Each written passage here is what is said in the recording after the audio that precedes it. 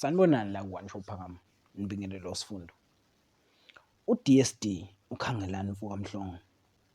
Ubonakala ekhala intokazi enhle mhlophe qwa. Inzwakwazi intokazi uNomzamo Mbatha. Uthe poster eyikhalela ngobuhle bakhe nangokuthi nje imthathile intokazi yakwaMbatha. Uthe kusenjalo wathola ukugedla kwamazinyo emva kokubona udaba oluthi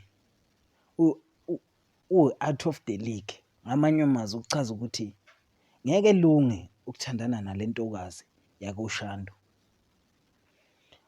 Ubese ebuza-ke uDsD ukuthi kanti uthando luya ngamaligi, kodwa ngokusho kwakhe uthi noma kunjalo maliya ngamaligi, ogcina efikile kuleyo ligi ezolingana nakukhona noNomzamo Mbatha. Siyacela nje mukeli wethu ushiye umbono wakho ngalolu daba ukuthi ngabe ngempela uthando luya ngama-level noma ngeligi. Siyacela nje ushiye umbono wakho, ungakhohlwa ukulike nokusubscribe. Ngiyabonga.